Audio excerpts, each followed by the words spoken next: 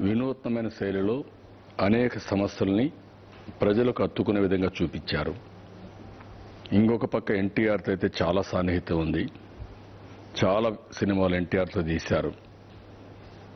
అదే మరి తెలుగు సినిమాకి ఎనలేని సేవలు అందించిన వ్యక్తి దాసనారాయణరావు గారు. రెండోది ఆయన దగ్గర కష్టపడే మనస్తత్వం. అంతేకాకుండా రాజకీయాల్లో కూడా రాణించారు. కేంద్ర మంత్రిగా పనిచేశారు. ఆయనకంటూ ఒక విశిష్టత ఉంది. అదే మరిగా ఆయన భార్య పద్మ గారు కూడా నేనంటే చాలా అభిమానంగా ఉండేవాళ్ళు. ఒక కుటుంబ సభ్యునికి ఏ విధంగా గౌరవిస్తారో అంత గౌరవించారు. అలాంటి వ్యక్తి ఈరోజు చనిపోవడం అనేది చాలా బాధాకరం. ఆయన చేసిన సేవలు ఎవరూ మర్చిపోలేనిటివి.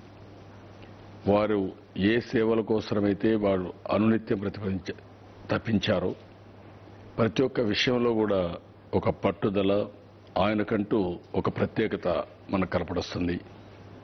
అలాంటి వ్యక్తి చనిపోవడం అనేది ఒకసారి డెస్టినీ.